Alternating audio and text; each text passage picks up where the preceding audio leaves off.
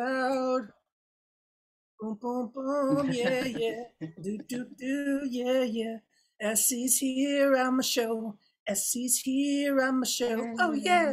Ba-da-ba-da-boo-boo. And then there's music playing, and there's always music playing, even if we think we can't hear it, right? That's the vibe.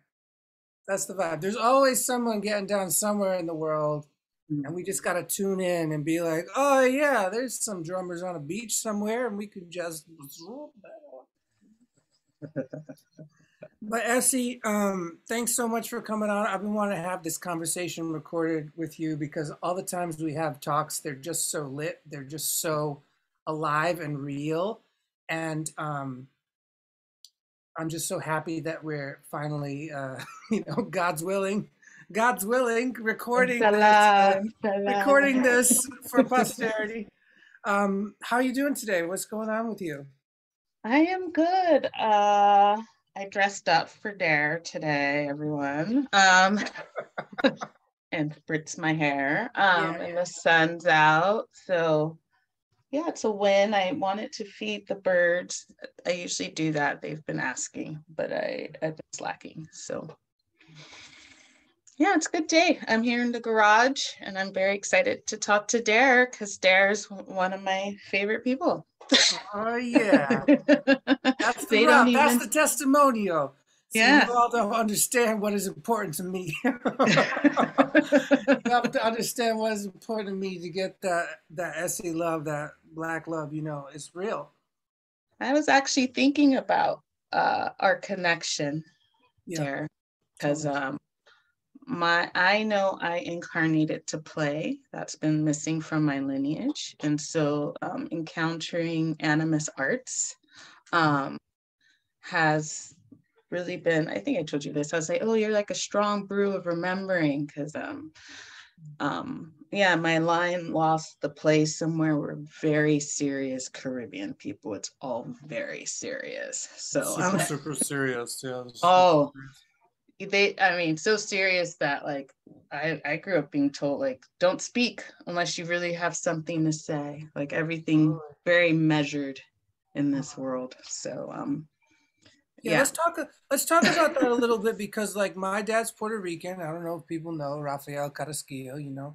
My dad's Puerto Rican, Afro Puerto Rican, did not talk, very serious person, very like, and not in a good way, like not really helping the brother out, like not really making for a good relationship at all. And I don't have a relationship with him.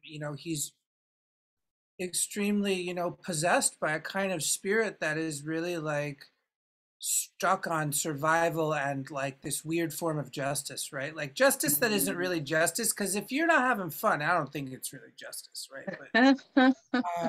And so I can only imagine that like that is an ancestral flip because like there's plenty of Puerto Ricans that like to have a good time, Right, right. right? You know what I'm saying? So, but it's just interesting, like sort of like the mix of trauma and spirit work and stuff that either does or doesn't get talked about in those cultures, and then it brings it over to the States, but also like hides itself inside of like this veneer of seriousness, and fear, I think, is part of that too. Fear because when things start to get rowdy and you play, things get messy and you don't, like, so it's just interesting to me that like Mm. we're here now in our, youth of 40 something. Yeah. Finally being like, oh no, it's hella chill. We gotta play. And we're like old players, but it's real that like this is like lineage remediation process too. Oh yeah. I Real. mean, my dad talked to me mainly in my dreams was where we did most of the resolving, and that was only after he passed. In life he couldn't really do it. He actually told my mom he wanted to do it. Actually, he was like, I want to tell them my story so they can understand why I'm the way I am, but then he was taken very abruptly, maybe 2 months later actually. Oh yeah, that's how it is sometimes. Right? Like it's the cosmic play, like what we fear So that's interesting to me. And I also just want to sort of mention, I'm gonna chew some gum for a second. You're in LA and you're in LA in the deep urban, yeah? I'm in what they call South Los Angeles. So Yeah. it's an interesting where I live because like SpaceX came. So I'm literally 2 miles from SpaceX, Yeah, okay. which I never thought about. A friend was like, how do you think that affects you, all that energy? And I was like, huh, I actually never thought about it because the city's already so much fucking energy. But and then I'm like between Compton and Inglewood. So all this LA is interesting because really it's a big suburb. Yeah. And so I pretty much grew up in a middle class Black suburb, which is still pretty Black. And so I've had I live home now. I have most of my neighbors are the people I've known since we were here, since I was like 4. So it's this is, I think, kind of a unique neighborhood. I think it's interesting my parents would end up here actually Mhm. from the islands, because I'm always like, how did we end up in LA? At least most people end up in New York or in the East. But my mom was a midwife and came here to do midwifery Okay. and experienced a lot of racism. Pretty much got her midwifery certificate in the UK, which is one of the best midwifery schools, and came here and was basically told her qualifications weren't, you know, Yeah, up to whatever. snuff. But there are a couple allies, a couple usually white women who realize like, oh, actually that's not true what they're telling you, and I'll advocate for you. So yeah, it's been an interesting hearing my mom or seeing her journey, because actually she was the breadwinner of the family. It was Mhm. easier for her to navigate the US than my dad, actually. And I think about that a lot. Yeah. Yeah, she navigated. And even now, I'm always, I live with her. So sometimes I'll feel in her field and I'm like, gosh, your husband was like snatched from you and you've been through all this stuff. And she's so resilient. I mean, her body's like rigid and she's like not, but it's like she gave me a lot of stability. Even all the things that we'll probably talk about, I want people to know come from middle class stability. Yeah. And I talk about that a lot in my work because when you've never been hungry, Yes. it's Yeah. easier to feel more possibilities Totally. than if you've been hungry. So I tell people straight out, yeah, you might like my point of view, but this is coming from someone who's never been hungry. Yeah. And that needs to be like stated because a lot of times we shame people when they can't imagine. And it's like, you know, I think the biggest war we have really is the war on the imagination, Oh really. yeah, Diane de Prima. Yeah, it really is. It really is. No, it really is. I mean, I grew up in various states of housing insecurity and Mm, poverty, and like we didn't have like a telephone most of the time. Like couldn't pay the mm, like didn't have enough money to pay the phone bill. All the food was like food stamps food and WIC, mm, and I ate a bunch of crap food because that's the only food we had. And it was not, it made me sick. And we didn't even, like, mm, we were at a place where we didn't even have the imagination to even understand that the food we were eating was making us sick. mm, mm, That's the level of like ingrained, this is just how we survive. And it's really interesting because I had such a health, I've spent over 10 years dealing with health issues based on growing up in my formative years eating food that I shouldn't have been eating. mm, And no one mm. really talks about this shit because a lot of people just keep doing that or they die. It's like, Right, oh, why'd this person die when they were like 35 or 40 from a heart attack? It's like, well, because if you're eating like fucking hot dogs and right. like terrible, Macaroni and like cheese. macaroni and cheese and like little Debbie snacks, you know Yeah. what I'm saying? And that's what you think is food, Mhm, then it really blunts your ability to hear the spirits. It blunts your willpower. It blunts your willpower. You don't even know what willpower is until you eat like a real, yep, nourishing food. So it's very real that I just like to talk about it because like people look at me now and they think a lot of mhm, things about me. But I'm mhm, like, no, you don't get it. Like this is what I do to like keep the dam not breaking, because Mm, if you don't learn how to be like, oh, this is how you breathe and this is posture and this is like vocal production, then you're going to fall back into what you learned when you were a child. And what you learn is not necessarily words, it's like your relationship with food and housing. That's what you learn. right, right. No, Yeah. it's true.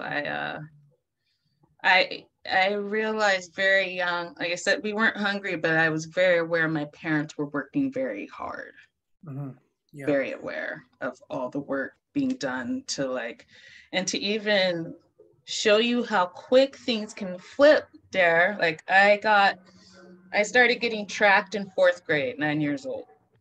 So LA has all these, well, it used to have, LA's changed a lot, but there used to be all these Black private schools. So we Hmm. had like a Marcus Garvey version, like very radical. Yeah. A lot of radical Black schools across the nation. My friend Nagar went to one in Chicago. So there were Black radical private schools. I went to one. So I remember learning I was Black and learning about white people because that was part of the education. And I remember I wouldn't even say I was confused because I think I just was just taking in all the information, like it was just like, oh, these things had happened. And they were very clear on telling us what had happened from young. And the other thing that was interesting was so these schools, when we started getting tracked at 9, and you end up in these, I mean, very elite schools in LA. My school that I got into at 12, it must have cost 35 grand in the 80s. So I don't even know what that school Oh, costs now. fuck, yeah. Yeah, You know, 35 in the 80s is like 200,000 now or yeah. something. And I'm just a smart Black kid. Yeah. They're diversifying, so we're all being sent in these schools. So I went to one that's kind of well known. Whenever I mention it to people, they're like, "You went there? That's hilarious." And I'm like, "Yeah, it is hilarious." But my nemesis in elementary school, because we were already competitive then with the grades. It's private school. Yeah. She went to like the nemesis school. She dropped out 8th grade because of the culture shock, because it was culture shock. We were not like these kids. We were not in any means other than like we're intelligent and like artists too. Yeah, yeah, yeah. We don't have anything in common with these kids. Mm. She dropped out 8th grade because of the culture shock and it's going up to public school, pregnant the next year. So that's how quick the environment, like I saw her. She was like, I left the school and she was like, it was hard. I'm like, yeah, it is hard being at this school. It was, I was having nightmares in my 20s, living with a friend from my high school in Brooklyn. And I was like, I'm having nightmares about high school. And she was like, we all have nightmares about high school. Because it was just like, I mean, I literally had kids who cheated off of me all the years I was there, 7th through 12th grade. And when I got into Berkeley, told me I only got in because of affirmative action.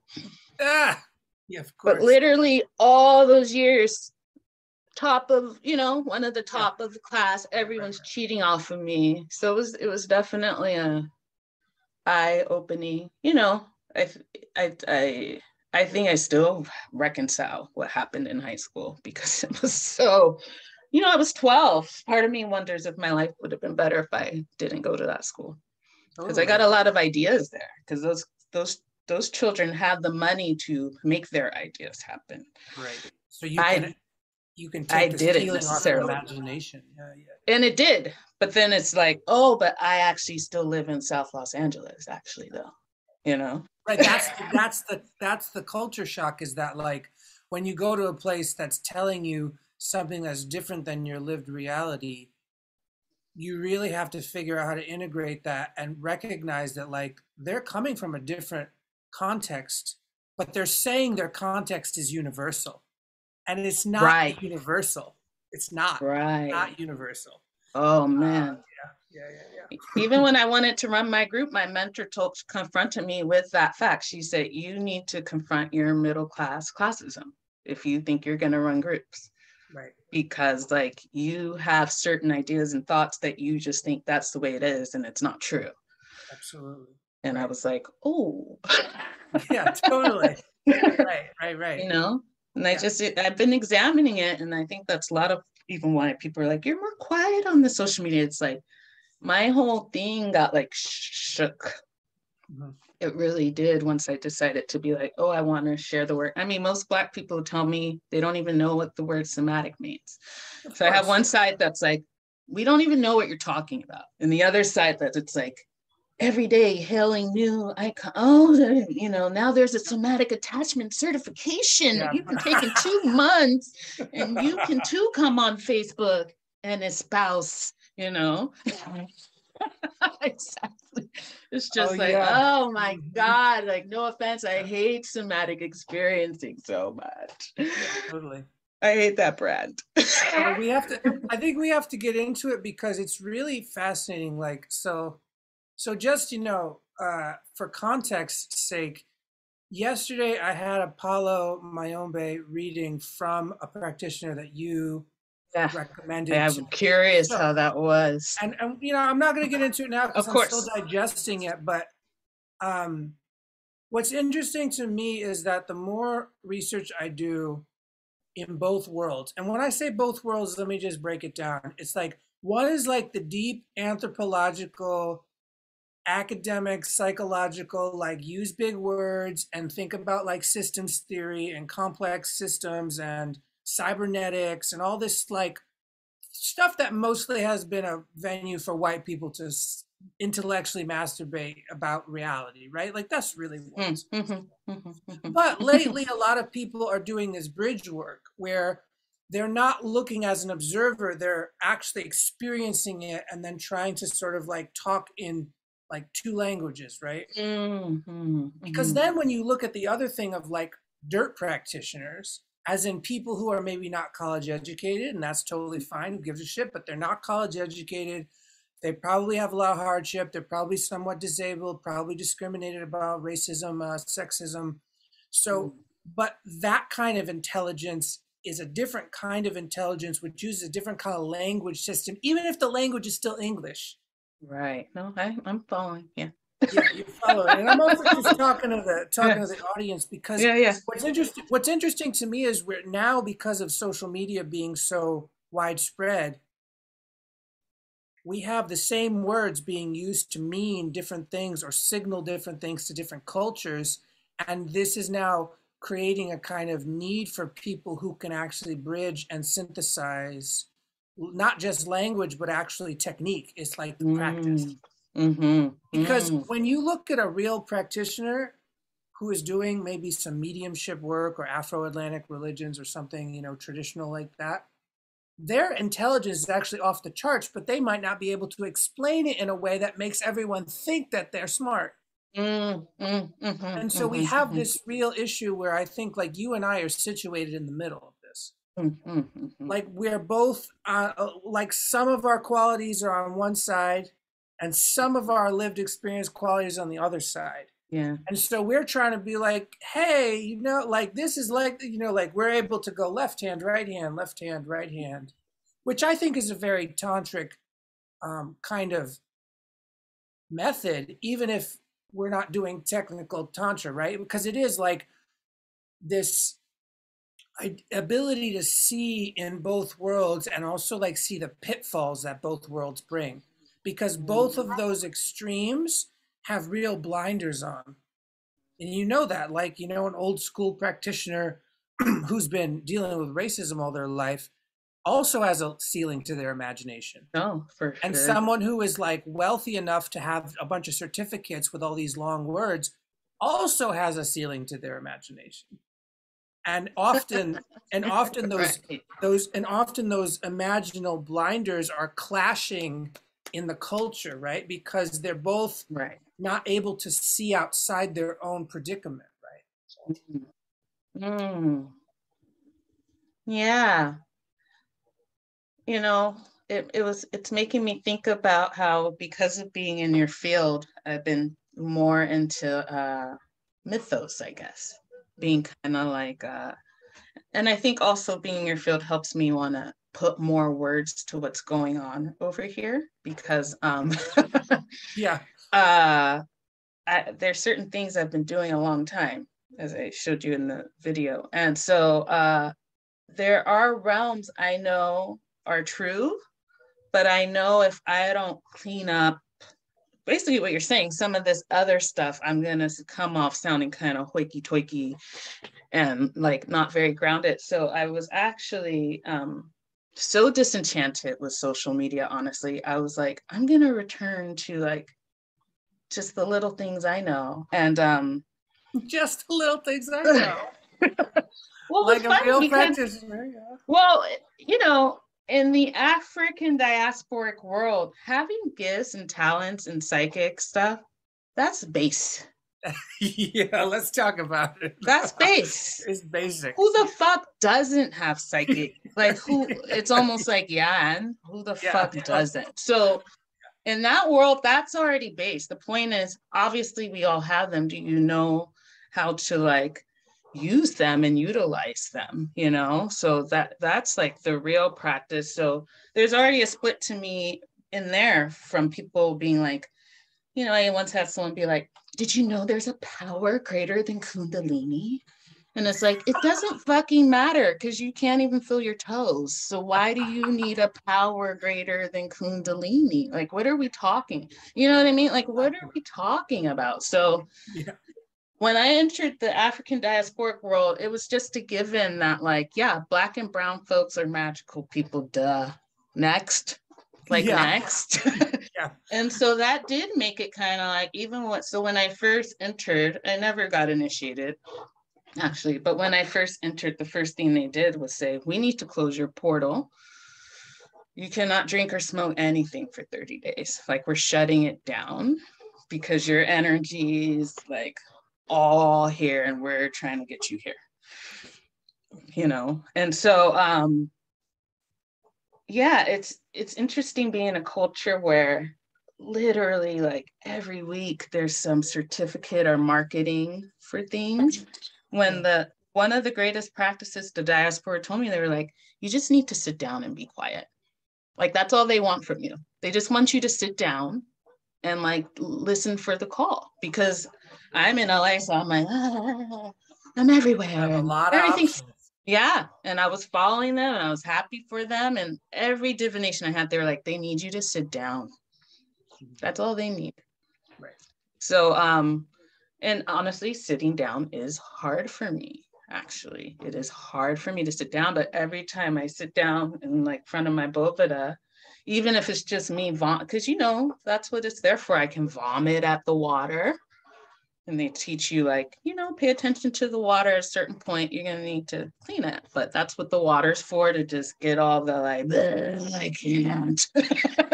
You know, sometimes I sit down, I get very direct messages what to do. I mean, so clear, like this is what's next. And I'm like, oh, thank you, you know. So it really is almost, I think what you're trying to teach people in a funny way, how to be a kind of an all-encompassing ecosystem. Because I'm you know, I'm relating with the world around me. I'm lighting my incense. I'm not trying to like, I have a good friend. She's like, talks about the feminine reality. And I think you try to teach this too, or she's like, people want to, you know, get on top of and conquer their emotions instead of just like letting them just be, or like get on and top of and conquer reality. Like you will succumb to me instead of being like, you know. And so even little tips from her where she was like, put your energy at the back of your body instead of pushing the front, you know.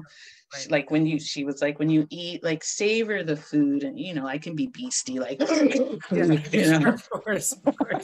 And she's like, savor, you know, really savor. And I think between the two of you, honestly, it just made me just say like, oh, I do believe I can create certain realities for myself. I know when I say that, people find that uncomfortable, and I'm okay with that now, because I think I'm changing my definitions of success and all, you know, like I said, I did grow up very middle class, so it's a trap. Right.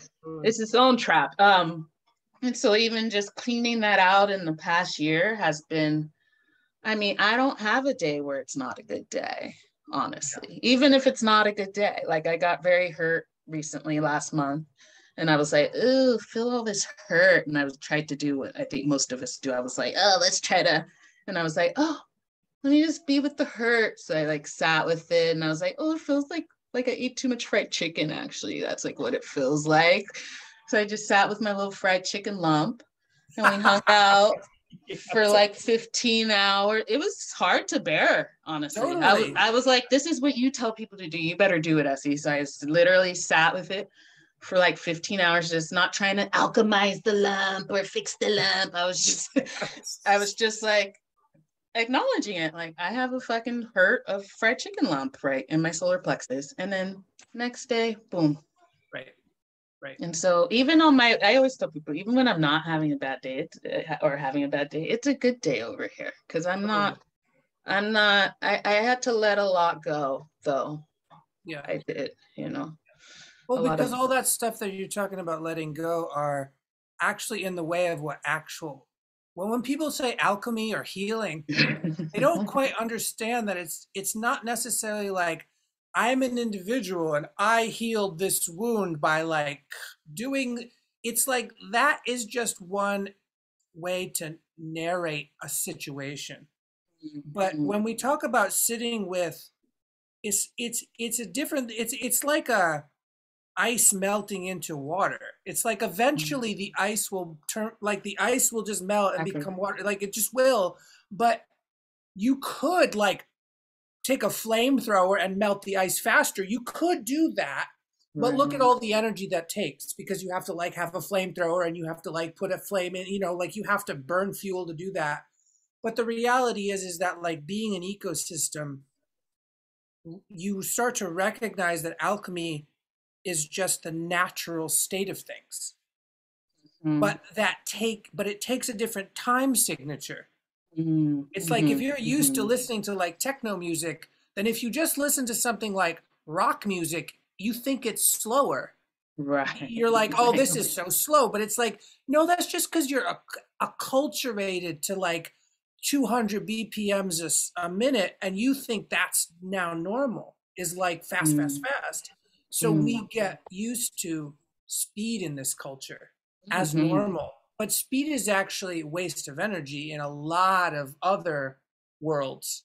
Speed is like you're missing all the sounds because you're too fast. You can't pick up the signal because your receiver is tuned too quickly, right? And so, and often for a lot of people, just sitting is like a culture shock because they're being asked to go from like 300 BPMs to 100 BPMs, which is still not even that slow. Like 100 BPMs to nature, 100 BPMs is still too fast.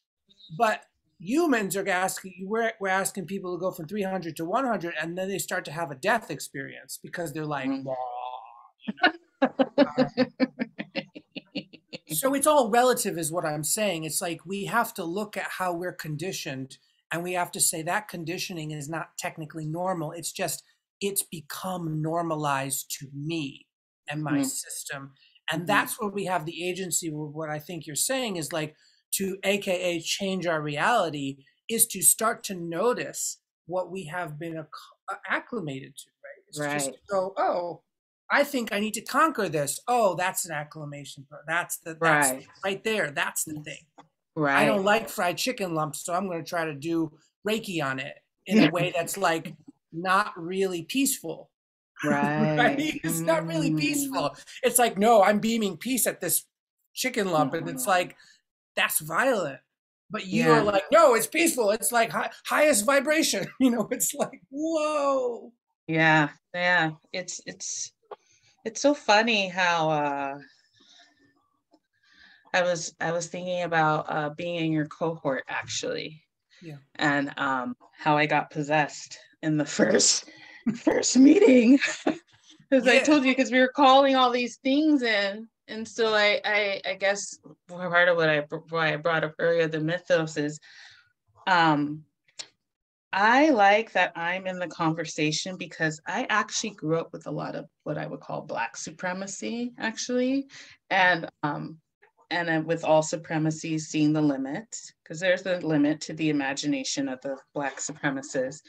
And but what often people don't talk about, and what my mentor, a big part of what my mentor teaches is she calls it the reactive deficit, where she's like, basically, I am from a culture with intact ecosystems, actually. Whether I tap into that or not is a different thing, but there is something about being in more melanated skin where it is like, I have access, like I said, oh, you're psychic and stuff, base word, you know what I mean?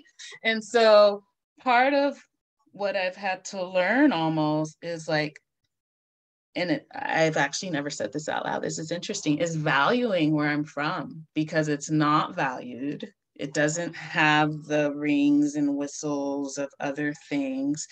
And I also, there's just a way I'm not trying to monetize my life, I think. Right, So, right, right. That is like, right, right. and so I've really had to, part of my sitting, it has really just been like in really having reverence for like how much I have and how much has been bestowed on me from, you know, I had Apollo reading where the fella said, and this people were like, he's like the godfather of Apollo readings. I'm like, okay. And he told me, he's like, you don't need to initiate. And he's like, I don't know who your people are, but people initiate to be where you are, SC. Like, he's one of the ones who was like, you just need to sit down. That's literally all you need to do. So even knowing, like being aware that like, oh, people have favor from lineages, and like I have favor from my lineage that the culture would tell me I wouldn't even recognize.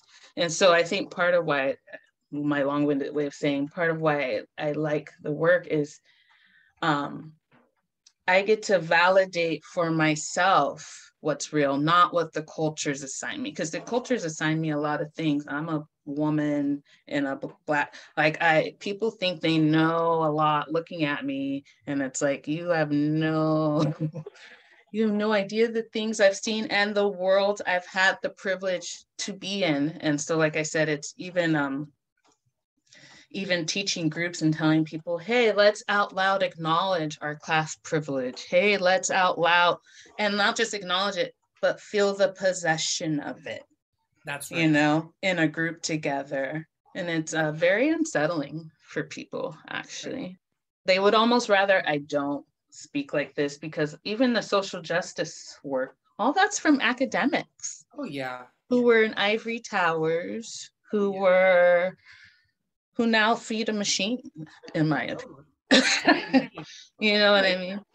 right. Well, I want to speak to what you're saying. It's like possession a little bit because there's this one way you can look at possession, which is scary, terrible, gonna do bad things to you, gonna lose control, gonna like be, like this idea about it. But what actually we're saying is feel the actual shit that you're in. Feel the actual relational Yeah. matrix that has informed you and is still informing you right now. So Mhm. when you talk about possession, it can be like I'm possessed by how I grew up. That could be a field of possession. And if I don't look at that as a thing that I can interact with and actually go, what is going on? Then it's just default and normal. And that's where all the bias comes in because we don't know what we're acting from because we Mhm. think Mhm. that we're not acting from anything. But Mhm. everyone's acting from something, which means everybody's possessed. And what you're speaking to is it's not really about like if I say if we feel our class privilege now, your class privilege is technically more than mine, but my class privilege is hella more than someone in like a slum in India. Mhm. And what Mhm. I have to be able to feel that difference to go, oh right, I'm still privileged because it's all relative and I'm still informed by being an American, right? And most people, or not most, but a lot of people, when they feel these things, they get really scared and they get really angry. But we're saying that like validation is not a good bad summation. It's Mhm. just being able to feel the actual thing. Like, oh, I have those ancestors and I have these ancestors and I have, right? It's like before you get to the judgment part of whether it's good or bad. You first have to fucking feel it, like the actual texture of it. Like, oh, right, I'm being informed by these things in my lineage. And usually they have both good and bad all the time. Right. It's always like, oh, we are good at this, but we're terrible at this. And we're actually like that's the so-called healing, is the balancing out of like the gaps in the system. But Mm. that takes a lot of time, and like it's not about miracles in a certain sense, but what people are really afraid of is the first step, because in order to do any of the things that people think are miracles, you have to like sit and feel the temperature of the water. You have to feel like, oh, that water is actually different than like you know, like if I give you 5 cups of tea and they're all different tea, you have to be like, oh, these are different teas. I can feel the Right. difference, you know?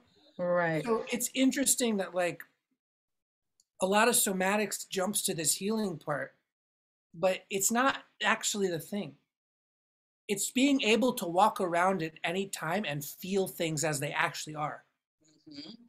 That's Oh, that's the thing. To be able to go, oh, I woke up and I had a weird dream, and that's now in my ear, and maybe I should pull it out. But like to be able to get that sense, you just have to keep sensing.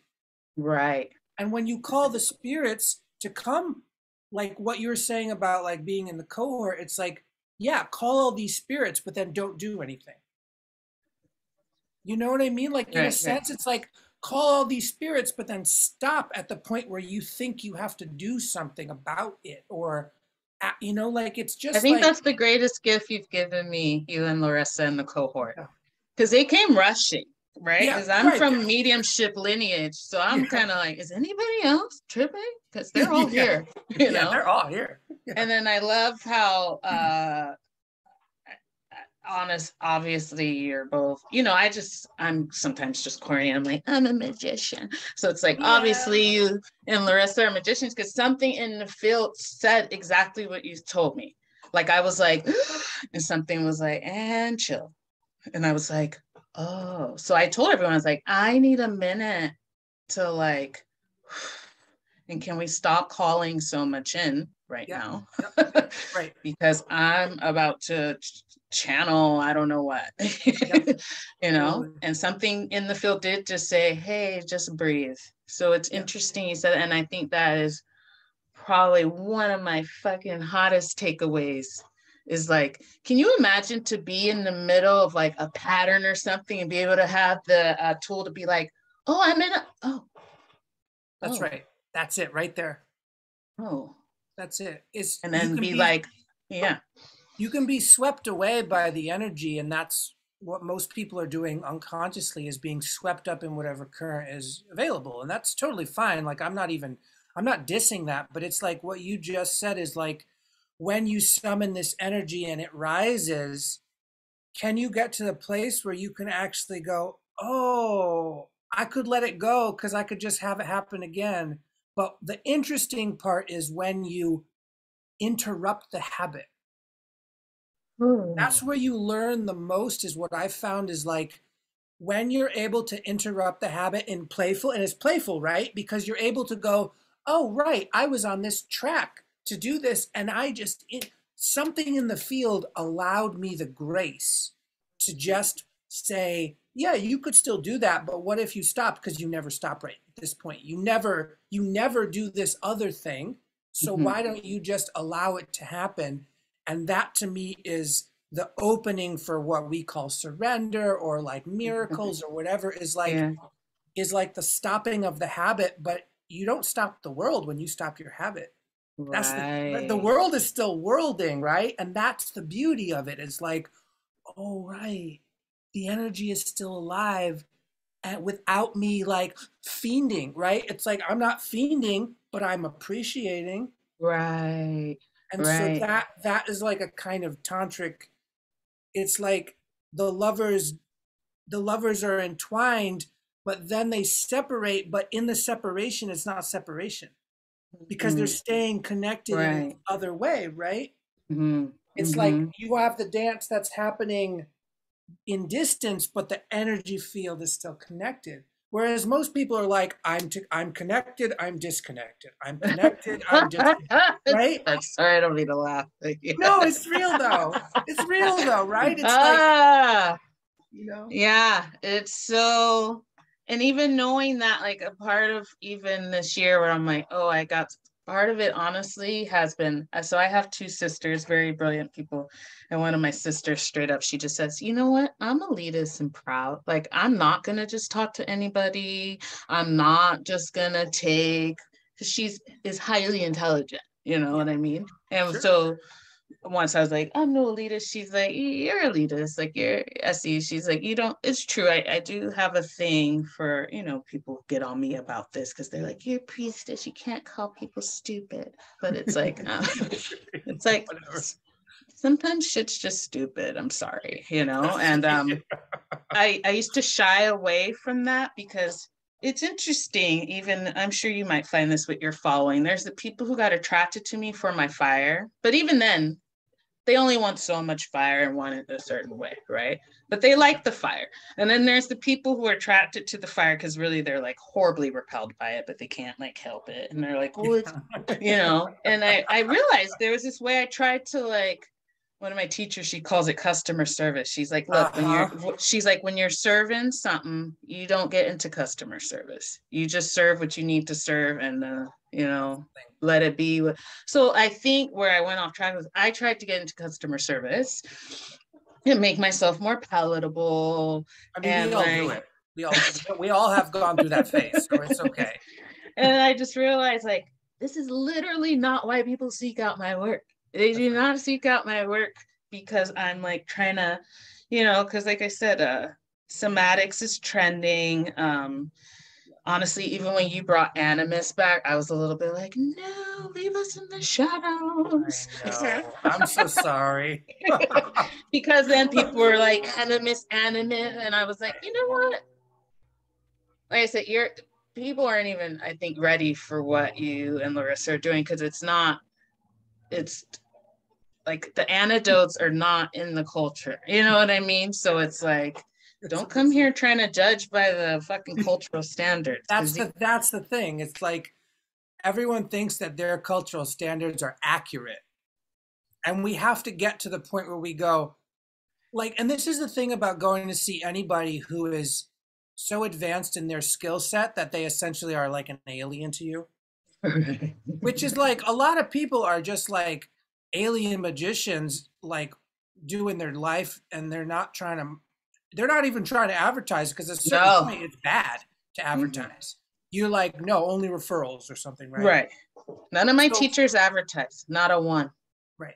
And this is something that's interesting because it's like at a certain point, you play this game of customer service only to experience what playing that game is like.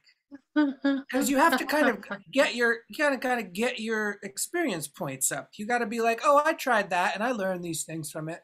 But the point I guess I'm trying to make in this little dialogue is that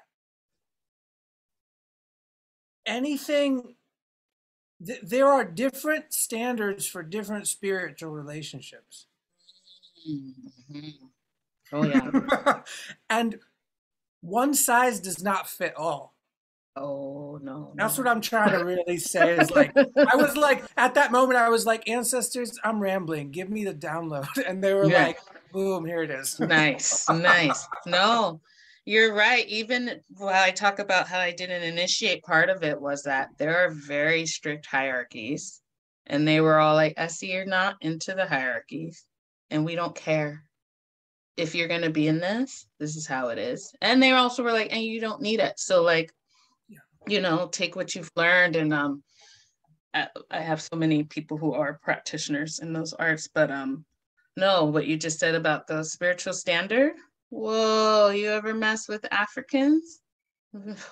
Very no nonsense. Like when I first met the lineage I was going to maybe initiate under, you know, people are like, where's no warmth there. Whatever I was thinking, like whatever I thought, all the things I thought, no. Yeah. And we were all the same. We were all like, where's the warmth? And they basically were like, fuck your warmth. Yeah. Mm-hmm. Like, that's not what we're doing here. That's not what we're doing here. They're not saying that the thing that you wanted or the thing that you thought is somehow bad or like Right. not No. available. Yeah. But it's like when you walk into the workshop of the artist who paints wonderful landscapes, you don't go, well, have you ever thought about painting figures? It's like rude, right? It's very Yeah. rude to be like, oh, you paint beautiful landscapes, but I don't like landscapes. I Right. want you to paint uh, this. And it's like, we're not doing that here is what a lot of spirits, and it's not like they're at war with other ways of doing, but it's like there's something about the decontextualized American thing of like one size fits all customer service is like that's not how the world actually works. That's not how environments work. That's not how anything on the planet functions as a biome specific function. Like you can't just take one fish out of one place and be like, "Oh, you're going to be fine if we move you in this other place." It's like it will maybe survive and adapt, but it's not the same thing. It's a different game. And we're surrounded by different games and different like Yeah. standards in those games are different. Very.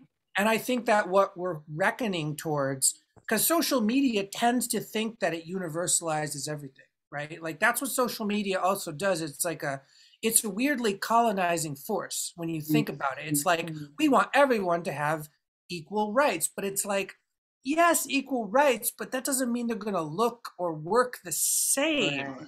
Mm-hmm. And Mm-hmm. most people think that all of that is just the same. It's like you look at social media influencers and you're like, wow, everyone's pretty and ableist and wearing makeup and doing yoga and has six-pack abs. And it's like, this is not accurate to reality. Right. Right. Most of my spiritual teachers do not have six-pack abs. But what they do is like what they do. Right. And it's like, oh right, because it's there's different standards or cultural standards for different kinds of magic. And everyone's doing a kind of magic, like you said, it's just the fucking base. But we're in this process of, I think, reckoning with the fact that like we can work together, but understand that there are different standards in different parts of the conversation. And most people can't jump.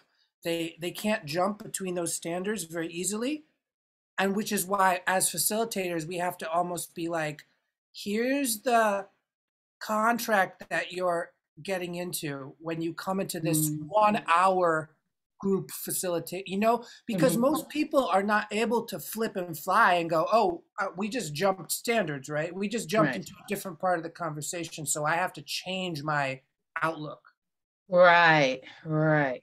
Well, even how you were like, when we set up the interview, you're like, come with that fully alive shit.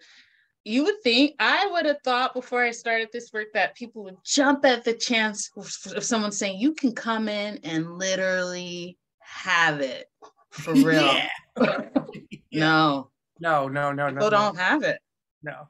No, I think part of why even I've delayed the class so long is because I realized how much like, oh, I have to like help people activate that permission. And so for the viewers, I did do like a deep dive with Dare and Larissa and my own teacher, Teeny Dakini, because I feel like there's something that happens in all those fields that you don't even say out loud, but like I said, the field takes care of the thing. Like when I told you I broke my pleasure ceiling in one of the exercises, and you were like, see, we didn't even say like, come break your pleasure ceiling. It just, I literally, honestly, being in your container made me kind of in awe, because I was like, honestly, to have the skill to be able to get people to come alive the way, it's hard. It's really hard. It's really hard. Oh, it's so fucking Fucking hard. hard. It's so fucking hard. Oh It's my really hard. God. Like seriously, I'm humble. Like I'm so humbled by all of it, because I ran my first group thinking people want to feel alive for sure. And it was like, no, people, people Yeah. want to be told what to do. I feel like I've learned. Yeah. Everything's a very mommy daddy relationship. Mommy, Yep. daddy, tell me what to do. That's not what I'm offering.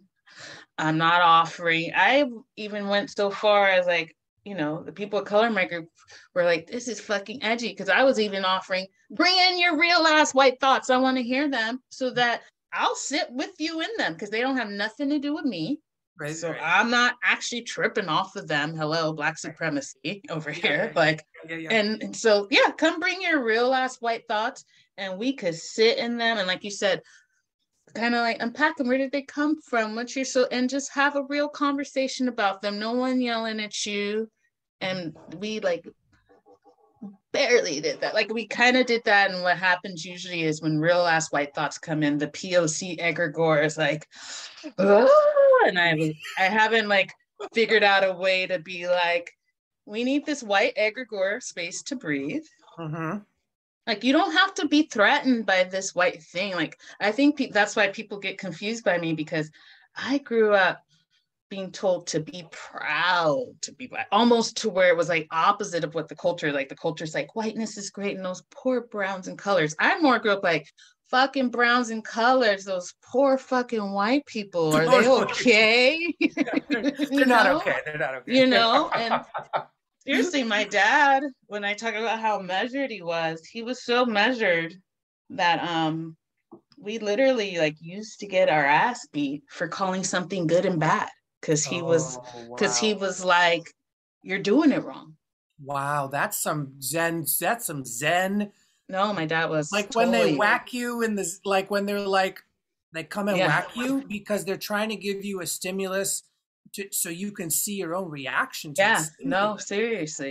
Up, right? Yeah, no, it was a lot going on over here. But no, and I always took that gift away, or easy and hard, because he was like, you're just defining things on where you are now. That's not the true. And that was like, I've heard that from like 5, where he's like, you gotta name the thing correctly. If you don't name it correctly, everything from that naming's just off, basically. That's right. That's absolutely right. So when I would be like, it's hard, he's like, it's not hard, it's just not easy. That doesn't make it hard, though. That's right. this kind of linguistic thing is something that I'm really interested in. And I'm recording this now, but I've got about 5 interviews that still have to be released. So I'm sort of feeding off of the 5 conversations before this. But the point I guess I'm trying to make is that, like, we have a really bad relationship with language. And I think your dad really had it. Your dad really understood the power, the spellcraft of language. When you name something wrong, you fuck yourself. Yeah. You fuck yourself. And the good part is you can just rename it, but you have to find that mechanism inside yourself to be like, oh, I named it this, and that was a disrespect. That was wrong. That was actually a misstep on my account. And we all do it. So like, don't like shame yourself. Of like, course. Yeah. But there is something to being able to describe things accurately, even if that doesn't make rational sense. Because a lot of the things we're talking about spirit work, the accurate naming is like weird poetry. It's like very straight, like it's but it's more accurate and it allows the space to breathe. Instead of going, I like it, I don't like it. Right. That's not accurate naming. Right. Because you're not really examining what is happening that would make you say such a thing. And 2, if you examine, like I tell people, they're like, what's life like for you? And I'm like, oh, it's like magic realism. Because once you examine, everything's just going to slow down, really. So you're just going to notice more. You know what I mean? Like, I didn't realize how Caribbean my upbringing was till I talked to other Caribbeans, because Caribbeans don't let their children out of the house. So it's like, I was not allowed out of this house, You're not going to go play with those little kids whose parents don't care about them. That's what we heard. We care about you. You will, and I have 2 sisters. So it was like, these are your friends. It's like, what? Oh, man. So I didn't realize even how much Caribbean thought influenced the civil rights, even just how like being Caribbean, there is a very specific flavor or something running through me. And it's not what Black Americans have. That's something, it's like, oh, the Caribbean experience, even how like, I know that like literally I probably literally am like the daughter of the actual ocean. Like that is the Okay. power of a Caribbean lineage. Like you, like there are people who like know for sure I am directly from the primordial element, and I can do. I've seen crazy. I've seen crazy things, good and bad. I mean, Right. even Right. when I was thinking of getting initiated, most people they tell you in the beginning the African gods want blood, straight up. So there will be blood exchange. So the chickens. Yeah. So they told they clean you with the rooster. And I remember the day I was supposed to have the whole ceremony. There was a blizzard in New York. So I had these two chickens in my room shitting all over my apartment. My boyfriend at the time's like, "What the fuck, bitch?" Like, already like, voodoo, like, what are you Yeah. Yeah. doing? Yeah. Yeah. And it was to the point where my spirit was so depleted. This was like, yeah, I'm gonna try other methods. I went to the shrink, I went to the whoever. Like now let me go try like Yeah. honestly the world I'm from that's been rejected because Jesus came. Yeah. Yeah. Yeah. So I even when I went to the woman, the Espiritisma, she laughed, she looked at me, she's like, wow, your dad was a motherfucker. I didn't say shit about my dad. That was the first words out of her mouth. Wow, your dad was a motherfucker. I was like, yeah, he was. And then she's like, look at all the dead people around you. It's amazing. Because in their world, that's amazing. You Yeah. know, Yeah. Totally. I was coming, when she said that to me, I just got scared. I was like, Yeah. all the dead people around. She's like, they have so many messages for you. They want to talk to you. You're going to work with them. And I was like, and she's like, what are you doing right now? I was like, I'm studying being an actress. And she laughed so hard in my face, Yeah. so fucking hard. She was like, what? Actress? She's like, you think that's your destiny? You think you came here to be an actress? I was like, what is happening? And she was like, yo, you're a spiritual ethnographer. Hate to tell you. That's what you are. She's like, you study how people worship spirit and you will do that till you die. And at the time, I was like, all right, lady, whatever. Because I'm in my actress, I'm and an actor. Yeah. Totally. and I we mean, I'm when we right there had with the you. I'm right yeah, there with you. I'm like, oh, theater is so great. And it's like, yeah, but only because it steals from ritual. right, right, It's like, oh, right. right. Because theater is how white people saved what little bit of ritual they had left. That's why it's No. cool. And when you realize that, you're like, oh, fuck, god damn it. It's like, because at the end of the game, it's like everything leads back to your fate anyway. It's like your Mm, fate is calling you, and you just see it from the place that you're at with the biases that you have at that moment. But once you do enough of these life-changing jump ships, like, oh, this ship is I thought this ship was going to be the ship I was on till I die, but suddenly it's on fire. I have to like run, to another ship. But when you do that three, yeah. four, five, 7 times, like I have, like you have, you start to realize something about the overall picture, which then is like not so scary because you're like, oh right, this is just how you learn things. It's like the fate is calling you, and it calls you through all these doors, and you pass Right. through the door, and you learn, you get the blessing from that threshold, and it's real. But at a certain point you have to cross enough doors to sort of feel the whole context. You're like, oh right, all those doors combine to be like this feeling. And something you said that I want to ask a question about, which is like super fascinating to me, about the Caribbean mind or the Caribbean way of relating or way of knowing, coming from the ocean and being like, I'm a child of the ocean, motherfucker. I have primordial. You can't fuck me. I'm also wondering, like, do you think that's the only thing contributing to the Caribbean mindset? Because I look at it like there is that, but there's also the fact that they were like the penetration point of this kind of colonization that has sort of spread. Mhm. And you look at the Caribbean, and they are such a mix of like three kinds of people that seemingly were distinct, but now we're like almost like having like a wrestling match still inside of their descendants. It's like there's Mhm. black Caribbeans, but those black Caribbeans are kind of also white, and then the white Caribbeans, but they're like, and obviously there's colorism. I'm not necessarily talking about that. I'm talking Right. about the sort of spiritual syncretism of like the triple culture issue, and it being in this like island chain of like the ocean, like mother, you know. So for I'm just curious if you've thought about like Mm. what is it about the Caribbean mindset, and where do you think it comes from, and what like its influences? I'm just interested if you have thoughts on that. Funny you ask that because even where my dad's from, my mom and dad are from two very different islands. So I was born in Bermuda. My mom's Bermuda, which is not even in the Caribbean Sea with the rest of the island. Yeah. And my dad's from a very small U.S. Virgin Island called St. Kitts and Nevis. Um, so the bit I've studied, I something that was struck me about the Caribbean was they kept in all the historical documents, the Caribbean was a lot where they sent the slaves who couldn't be succumbed and corralled. That those were almost all the islands where they say that like the rowdy slaves, the slaves who couldn't be broken a lot Wow. were in the Caribbean. Because that's what I said, even when I realized like, oh, Caribbean thought influenced a lot of the civil rights thought because we're a little more like machete, cut master's head, yo. Why you don't just cut his head? you know, so Yeah. there's something in the Caribbean I think that is kind of rowdy, and also I think even how my teacher, one of my teachers, Nikki Angel, she's like, you being Caribbean, you are from a different paradigm.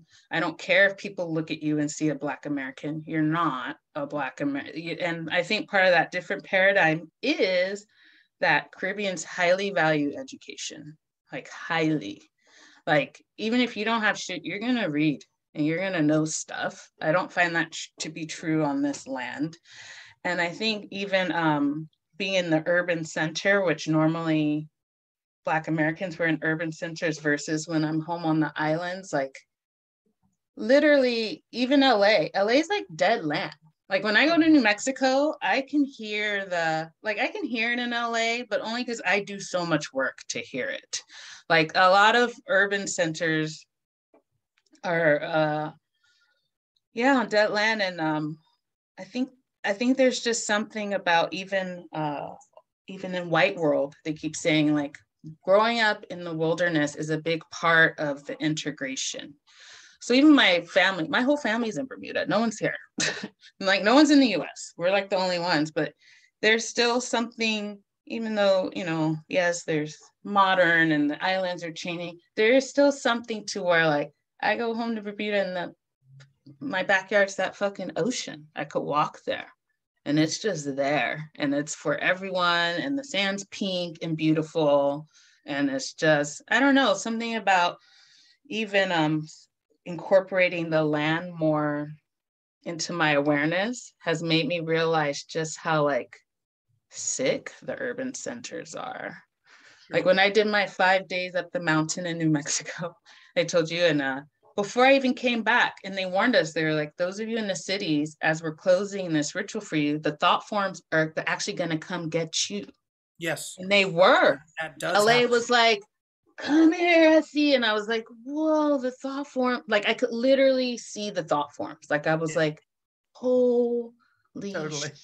shit. Yeah, I totally. like just finished. I just finished. And then already they were like, oh, you finished? Here we go. Yep.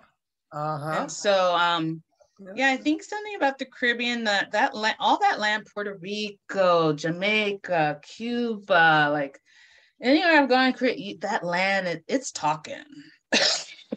It's talking to you. You know what I mean? Even white folks who grow up in the Caribbean are usually kind of different. You know what I mean? Yeah. Yeah. Especially because most of those islands are predominantly Black and brown. So those are the working force. And then all the wealth is still white. Like when I go to Bermuda, my family, we can't afford to buy land.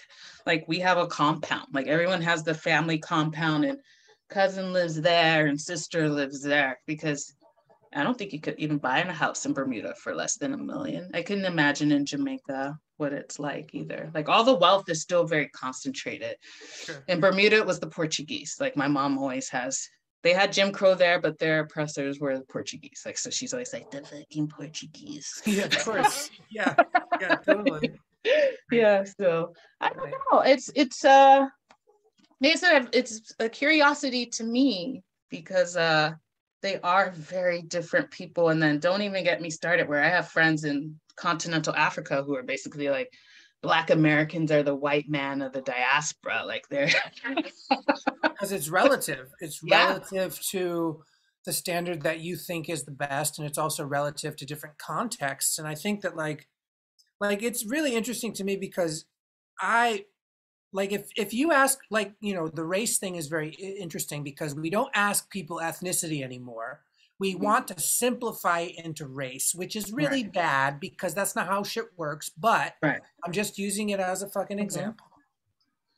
And if people ask me what my race is, I just go mixed race because Right. that's the only that actually keeps the door to the spirits open.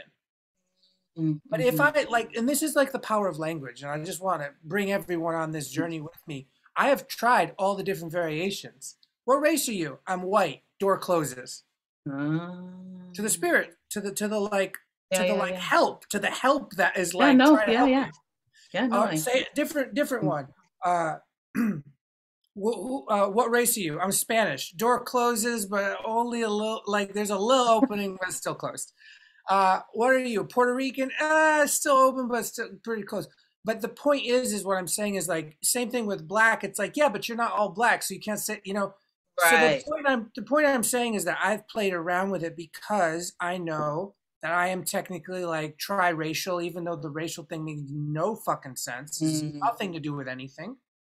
But the point being is that like saying mixed race allows me as a practitioner to keep the door open to the actual relationships that are there behind the veil of what we call living and dead, which is not fucking real. So, Well, if I were to say I'm mixed race, I would be told that I'm trying to be white.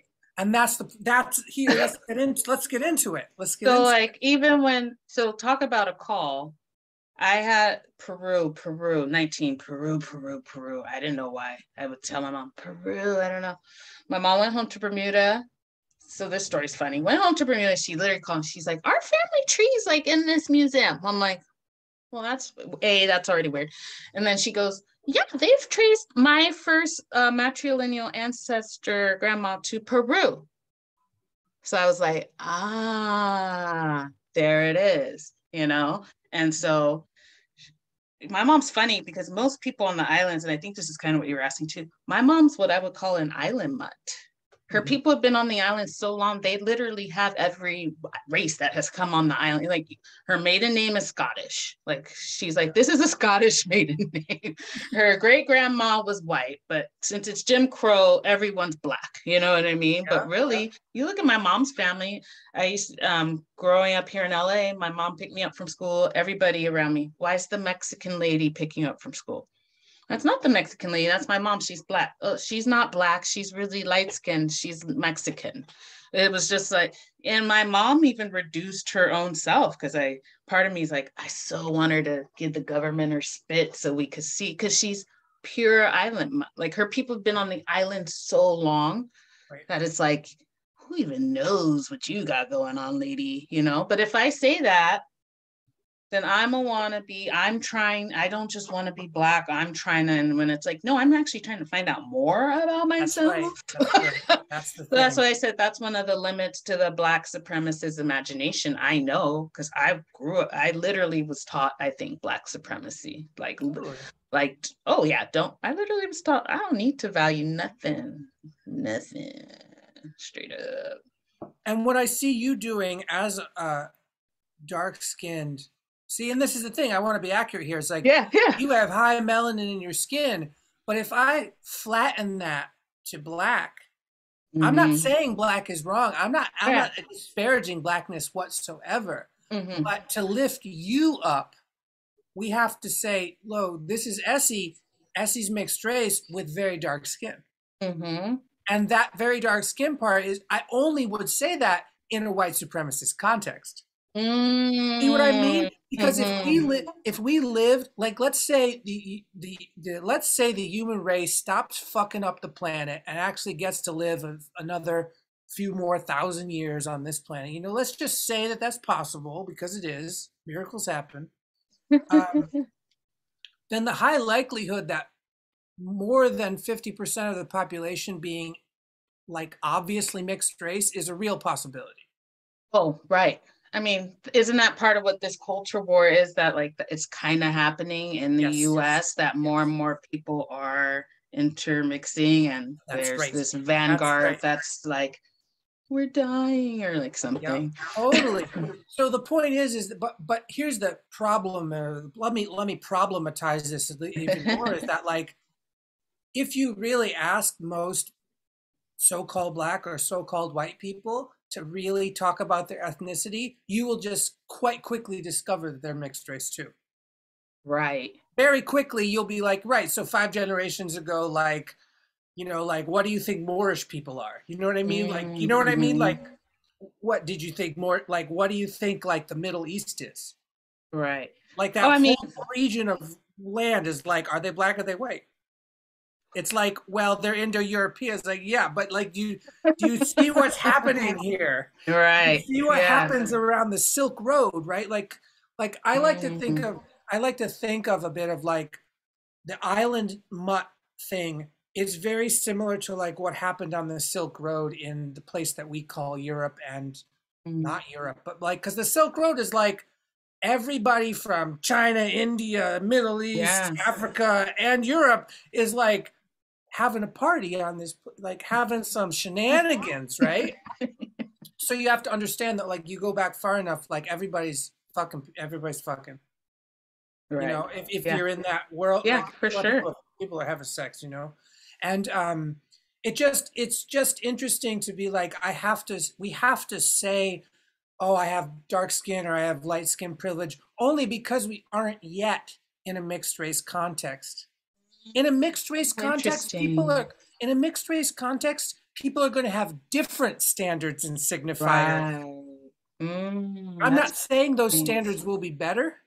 I'm saying, can we look at how we're identifying ourselves only based on the current standard, which is hella temporary and very inaccurate? Right. And even this is so good because even earlier where I was talking about my mentor's reactive deficit, part of what she says, even to people of color, I was like, do you feel like a deficit? Is that how you feel to yourself?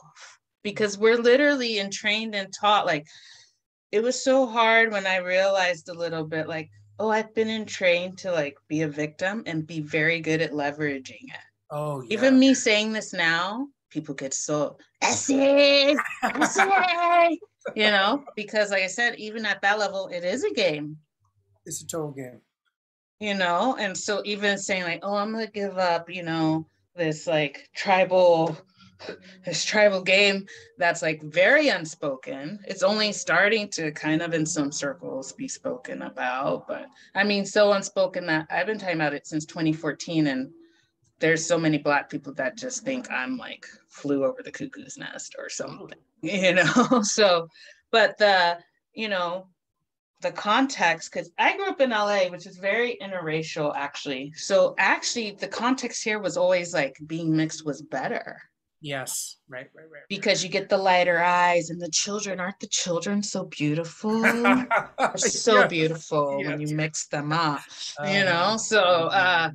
it's like I said, I really appreciate my mentors because at RA, how I'm like, oh, people could bring their white ass thoughts in the room. People used to say to me, Essie, when you talk about your black shit, I wish you'd shut the fuck up and not come back to the school.